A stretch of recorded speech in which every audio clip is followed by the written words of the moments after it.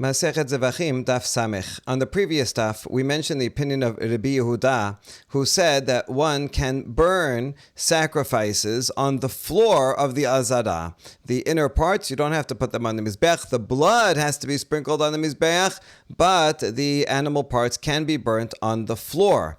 And we wondered, what is the source that you're quoting, that where Rabbi Yehuda says this? And we quoted this baraita that mentions this pasuk here in Sefer Melachim that says that King Shlomo, he built a new mizbeach. He also kidash hamelech el toch hachaser. He sanctified the courtyard area that's in front of the Hechal because he had many sacrifices due. And it says Mizbach HaNechoshet. Now Mizbach HaNechoshet seems to refer to the outside Mizbech that Moshe made, which was made out of Nechoshet. The one that Shlomo made was made out of stone.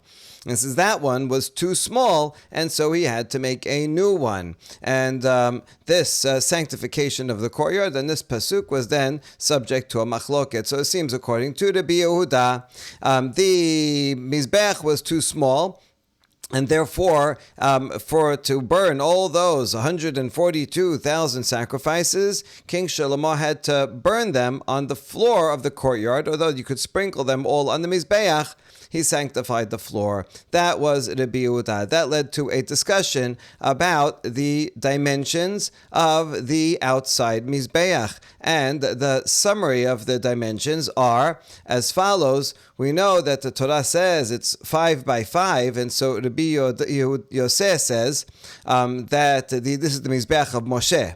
The outside Mizbeach of Moshe, Mizbeach HaNechoshet, was 5 by 5, but that would lead to a high ratio, and therefore the Rabbi Yehuda says that 1,000 on one amah, right? That's plenty. That's a big ratio, and therefore the new Mizbeach that Shlomo would build was sufficient to burn all the sacrifices and did not have to use the floor. So that's Rabbi Yosef, who says that the floor of the courtyard was not sanctified for burning things. However, Rabbi Yosef says that the original Mizbeach of Moshe was actually bigger, was 10 by 10. When you say 5, it means 5 in all directions. You go to the middle and you count 5 in all directions. And therefore the middle space is 6 by 6. 1,000 on 6 by 6 is a much smaller ratio. And since that's the maximum, therefore that would not be sufficient for Shlomo's 142,000 to be, even though that Mizbeach was bigger, but it wasn't that much bigger.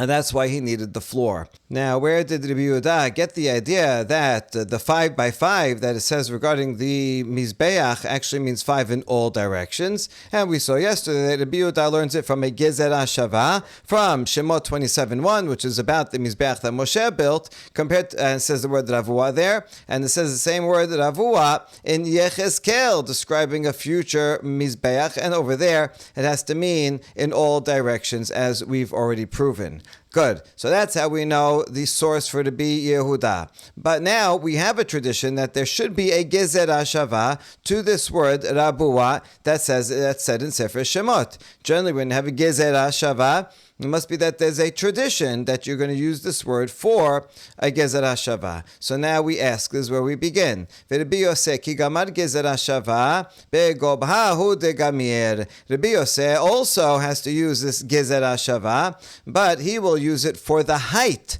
of the Mizbeach of Moshe. Detanya v'shalosh amot komato devarim kichtavan devrei Rabbi Yehuda. We learn in the Braita both opinions. First, we bring the opinion of Rabbi Yehuda. The Pasuk 27:1 says that the Mizbeach that Moshe made is 3 amot high. And so that is literally how high it is. Here's the picture. According to Rabbi Yehuda, we already discussed that the width, according to him, is 10 amot. And how high is it? 3 amot. Very good. So take it literally. Rabbi Yosef Omer, Ne'emar kan Rabua v'ne'emar lehalan Rabua. Rabbi Yosef says, we're going to make a Gezer HaShavah, not to Yechezkel, but rather to the 2 Mizbachot that Moshe made. It says, Rabua, again in 27:1, which is the outside Mizbech, Mizbach HaNechoshet, and it also says the word Rabua for Mizbach HaKetoret, made out of gold, that Moshe made. And the one that's made out of gold for the incense, over there, the height is twice its length. So too, we take the Gezerah Shava to mean that in this one also, the height is twice its length. And so, we already said, according to the Bioseh, that the width or length is 5, is 5 by 5, and that means that the height is 10. That's what he does with a Gezerah Shava. He's not learning it to Yechezkel, but the point is that there is a Gezerah Shava, so you have to use the word Rabua for the Mizbach HaNechoshet of Moshe. Somehow, he uses it in that direction. Amar le Rabbi Yehuda, v'alo kivar ne'emar ve'ete chaser me'a amma ve'koma 5 amot. אפשר כהן עומד על גבי המזבח ועבודתו בידו וכל העם רואים אותו מבחוץ. There's a concept that the avodah of the Bet HaMikdash is holy and should not be seen by everybody who's passing by. It should be done betziniut, in private. And therefore, Rabbi Yehuda asks Rabbi Yoseh. The pasuk says that the courtyard, so that means the curtains that surround the Bet HaMikdash, the Mishkan, is going to be 100 cubits wide and 5 cubits tall. Okay, 5 amot tall. Well, if the Mizbeach is 10 amot tall, as you say, Rabbi Yoseh, well then that's going to be a high stage on which everybody will see. Could it be that the Kohen is standing on the Mizbeach and the service vessels are in his hands and everybody sees everything that he's doing from outside? That doesn't make sense. That would not be proper. Amar lo Rabbi Yoseh, כבר נאמר ואת כלי החסר ואת מסך שער החסר אשר על המשכן ועל המזבח. מה משכן 10 אמות? המזבח 10 אמות. Rabbi Yoseh says, I'm going to prove to you that the curtains actually were much higher than you think. Because there's a pasuk that says that the curtains of the courtyard, and then it goes on and says that the curtains are for the door and the gate of the court, which is by the tabernacle and by the altar. So you see it's comparing, putting back to back, the curtains and the mizbeach. So just like the mishkan itself, meaning the curtains of the all around, are eser amot, so too the mizbeach is eser amot, meaning the curtains are at least eser amot. And furthermore it says, v'merkelaim chamesh esre ama el katef, that the curtains were 15 cubits on one side. Literally, that means from side to side. But he seems to be taking it vertically. So actually, they're 15. So what about this pasuk that you quoted at Yehuda that says it's 5 amot? No, that means 5 amot higher than the mizbeach. And so this accounts for all 3 different numbers here. When it says over here that the curtains are compared to the mizbeach, so that means that's 10, but actually the 5 is 5 higher than the height of the mizbeach, and that accounts for the 15 that's here. So the curtains are in fact 15 amot high, and that's plenty high to hide the activity of the Kohen when he is on the Mizbeach. V'shalosh amot komato misefat sobeb ulema'la. And that Rabbi Yoseh has to explain, what does it mean when it says that the Mizbeach is 3 amot high?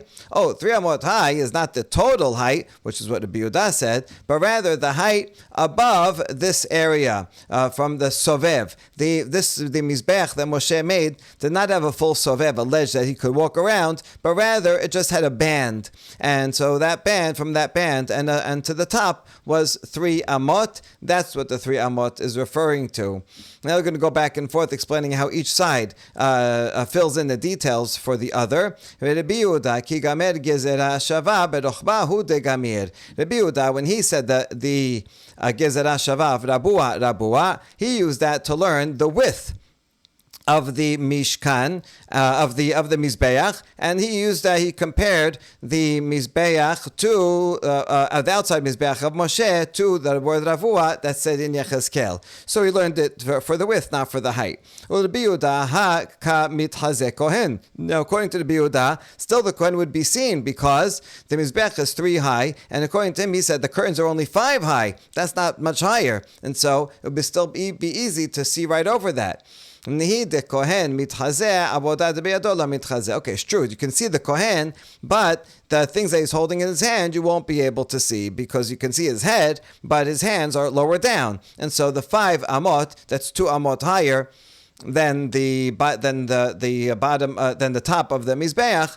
And so, in those two amot, that's where his hands will be active, and you won't be able to see what his hands are doing. So it's okay to see his head as long as you can't see the activity. Bishlam Rabbi Yehuda, Hainu dichtib kidash, El Rabbi Yoseh my kidash. We understand according to Rabbi Yehuda why it says in the pasuk in Melachim that King Shlomo sanctified the floor. He sanctified the floor because he's making korbanot on the floor. He's burning the emurim on the floor. But according to Rabbi Yoseh, there was enough room on the mizbeach. So why does he have to sanctify the floor? And the answer is la'amid ba mizbeach. He had to sanctify the area of the mizbeach where the mizbeach is going to be. The mizbeach has to be built on a holy area, and now this mizbeach is going to be bigger than the mizbeach before, so he has to sanctify the land under the mizbeach, then build the mizbeach, and then he can do all the korbanot on the mizbeach. Bishlam al Rabbi Yoseh, Hainu dichtib katon, El Rabbi Yehuda my katon. We understand according to Rabbi Yehuda why it says in the pasuk in Melachim that the mizbach hanechoshet was too small. That's his point. The mizbach hanechoshet was too small because it was only 5 by 5, and then you could learn the ratio would be 1,000 to 1. You could do 1,000 sacrifices on one amah, and since that's a very big ratio, so then the bigger mizbech that Shlomo built can handle all of them, but the old one too small. We said that means that it was as out of service, out of use, as a euphemism. So we understand this pasuk according to the Yoseh, but according to the Yehuda, why does he say that the old one was too small? And actually, the old one was bigger. It was 6 by 6. Hachi kamar mizbach avanim shasa Shlomo tachat mizbach hanechoshet katan hava. No, what it means is that the new mizbeach made out of stone that Shlomo made instead of mizbach hanechoshet. So this, that it was too small, is not referring to the one that Moshe made. It does look like that because mizbach hanechoshet, it sounds like the one Moshe made out of nechoshet. But Rabbi Yehuda is reading it as the mizbeach that Shlomo built that is replacing mizbach hanechoshet. That one, though it was quite big, was too small because Rabbi Yehuda has a lower ratio of animals per square amah, and therefore, according to the Yehuda, he had to sanctify the floor in order to burn the excess korbanot there. What's at the essence of their machloket?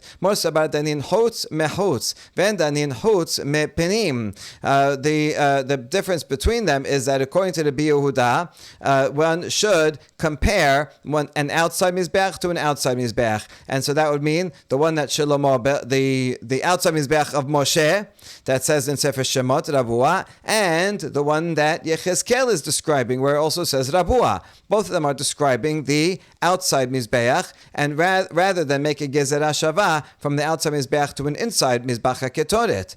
Whereas Rabbi Yosef says no. Amor sabar danin keli mikili and danin keli mibinyan. We should compare a movable vessel to another movable vessel. Both of the mizbachot that Moshe made were movable because it's in the Mishkan, and so therefore he made the gezerah shava rabua to the mizbach hanechoshet, the mizbach hazahav, both of them made by Moshe, rather than compare something that is movable to something that is permanent. If you're going to compare it to Yechezkel is describing a permanent mizbech in the Bet HaMikdash, and so this is the essence, this is the starting point of first where they make their gezerah shava. What's a better gezerah shava conceptually? Once you go down that route, then all the other consequences will follow. Amarava modeh Rabbi Yehuda bedamim. And now finally we get to what we were looking for, to the previous daf, where Rabbi Yehuda says this applies only to the innards, that you can put the innards on, burn the innards on the floor. But he agrees that when it comes to the blood, that has to be placed on a mizbeach proper. Detanya, Rabbi Yehuda Omer, Kos echad haya memale midam ha'arovot, v'shavcho al gabei hamizbeach, she'im yishafech damo shel achat mehen, nimsa ze machshiro. We can tell that Rabbi Yehuda thinks that blood has to be sprinkled on the mizbeach itself and not on the floor, because in a baraita, Rabbi Yehuda teaches that on Erev Pesach, when you have many, many korbanot, and ideally, we hope that every korban, the shechita is done properly, and the Kabbalah into a cup, and then it's taken taken to the Mizbech and sprinkled on the Mizbech. But it could be, because they are rushed, it's possible that some of the blood from some of the basins spilled on the floor and was not sprinkled on the Mizbech. And then those people who brought those korbanot, they would be eating invalid korbanot. And therefore, we would take a cup and fill it up with blood that's mixed up on the floor from all the different korbanot of the day. And we pour that cup of blood on the Mizbeach, just in case some spilt during the day. This will make it kosher. So that's what Rabbi Yehuda said. Now here's the proof. If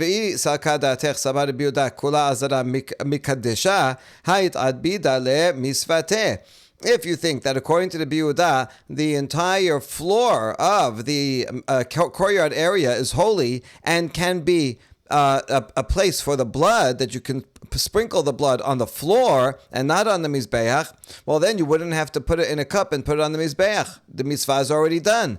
Okay, the fact that you caught the blood in a basin and then you took it, or maybe it wasn't your purpose intentionally to spill on the floor, but it doesn't matter. You just pour it on the floor, even if you did it on purpose. Pour it on the floor is like a mizbech, but we don't say that. We say, oh, that's not good. If it falls on the floor, it's no good. So that's why we do this thing after and put it in a cup and pour it on the mizbech. So we see it according to the Yehuda. Yes, you can burn the emurim on the floor, but not the blood.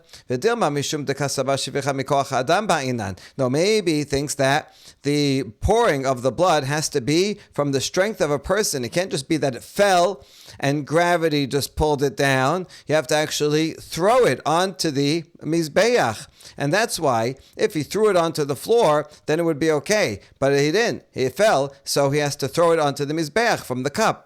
No, but in that case, he would just have to take it at the end of the day when the korbanot were done and the blood is still all there. He would take a cup and pick it up and then pour it with his strength down onto the ground. You wouldn't have to bring it to the mizbeach. He could do it in place. So that is a good proof that Rabbi Yehuda thinks that the blood has to be sprinkled on the mizbeach and not on the floor. But we answer, no, maybe the Kohen is doing it to do the best possible mitzvah. Better to do it on the mizbeach. That's why he brings it to mizbeach. But maybe indeed, if he poured it on the floor, it would be okay. So in fact, at the end, this baraita is not a proof for Rava's theory that according to the Yehuda, the blood has to be on the mizbeach. It's not a disproof; it's just not a proof for that theory. Amar Rabbi Elazar mizbeach shenifgam en ochlim begino shiareh mincha. Now, a new law that if the mizbeach became damaged, then one cannot eat the remainder of the mincha. When you bring a mincha offering, you take a kemisa and you put the kemisa on the mizbeach, and then the rest of it the kohanim can eat. It's kodesh kodashim. You have to eat it in the courtyard. However, if in the meantime the mizbeach was damaged, then they cannot eat it. How do you know? Shene'emar v'ichlu hamasot esel hamizbeach v'chias hamizbeach achaluha ela bizman shehu shalem v'lo bizman shehu haser. Pasuk says, eat the masot of the mincha offering next to the mizbeach. Does that literally, you have to sit next to the mizbeach, right next to it, and eat it? That's not true. You can eat it in the entire courtyard as kodesh kodashim.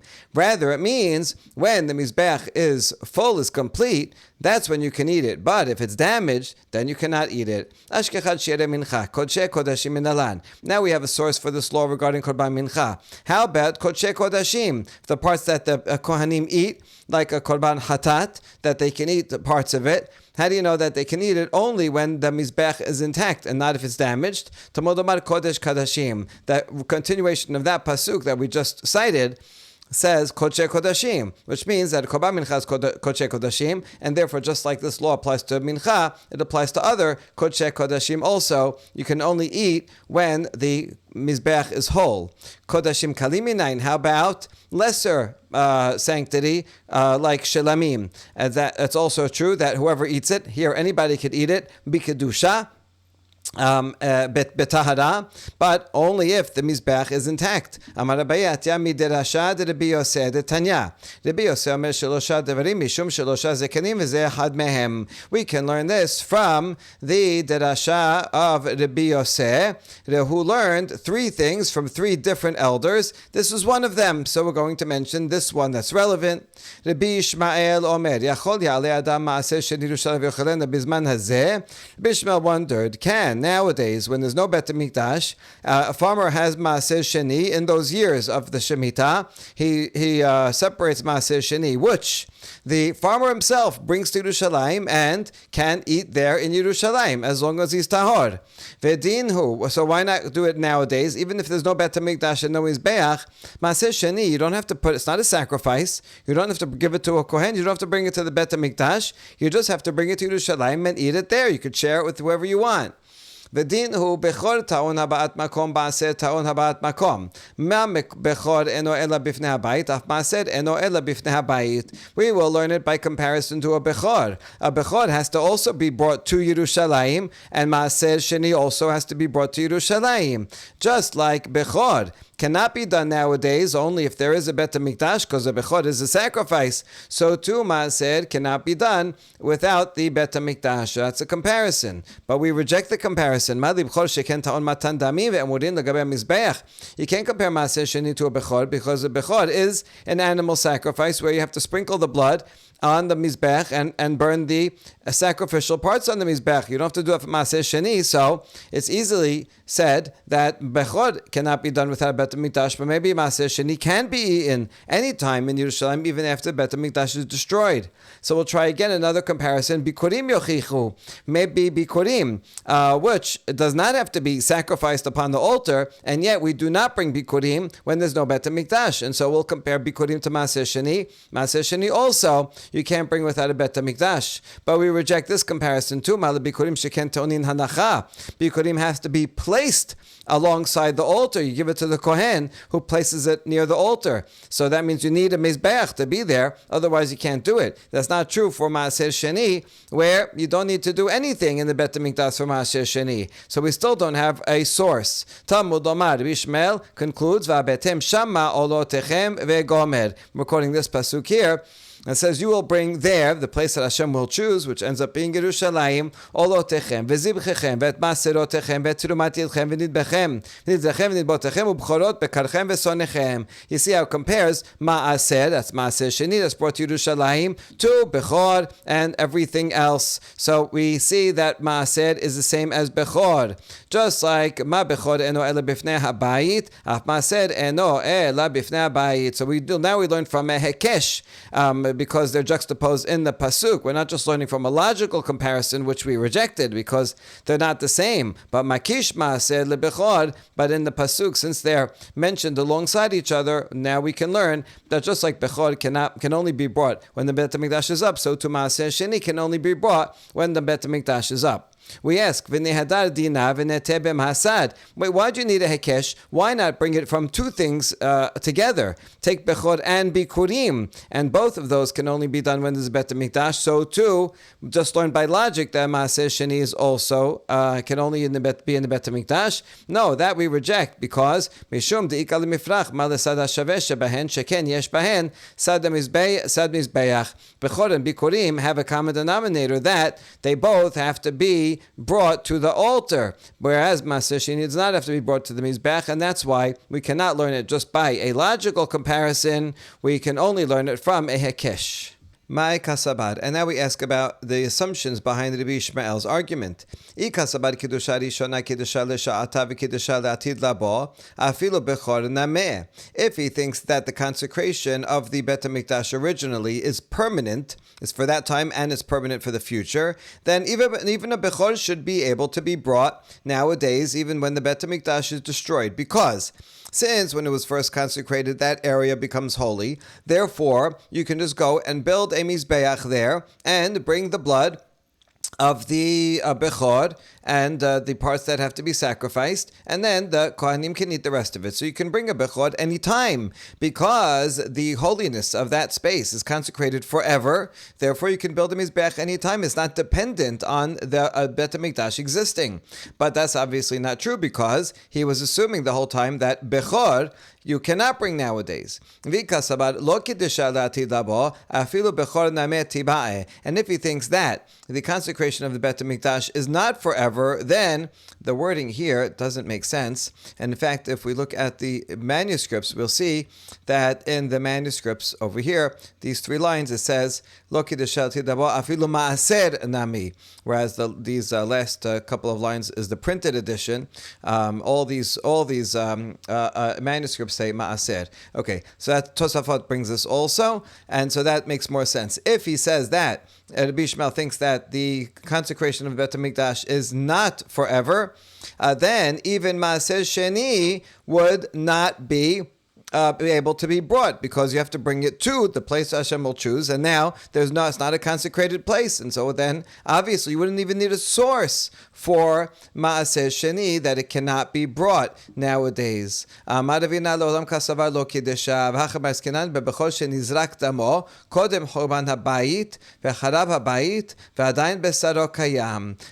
says, no, in fact, Rabbi Yishmael thinks that the Bet HaMikdash is not permanently consecrated. And here we are talking about a case where the Bechor, its blood was sprinkled already before the Bet HaMikdash was destroyed. That very day, that very morning, they brought a korban, a Bechor, sprinkled the blood, and then v'charev habayit v'hadayin besaro kayam, and the Bet HaMikdash was destroyed, and the meat still exists. So how about that? That's the question that we're wondering. Can you eat that meat? V'itkash besaro ledamo, ma damo b'mizbeach ap besaro b'mizbeach. We make a hekesh in the pasuk between the flesh and the blood. Just like the blood, you need the mizbeach for it, so too the flesh. In order to eat the flesh, you need the mizbeach. This is from this pasuk in Bemidbar. You sprinkle the blood and burn the fats, and then their flesh shall be yours. So you see that they depend on each other.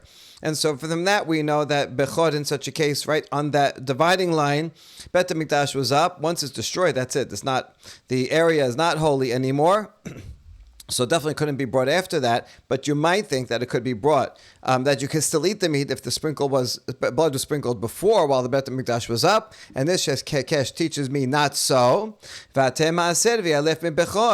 then we bring the pasuk that we had before that compares all these things, that you have to bring it to Hamakom Asher Ibchad, and that we learn Maaser from Bechor, that just like Bechor cannot be eaten when the Bet HaMikdash is destroyed, so too Maaser Sheni cannot be eaten when the Bet HaMikdash is destroyed. So that explains the assumptions of Rabbi Yishmael.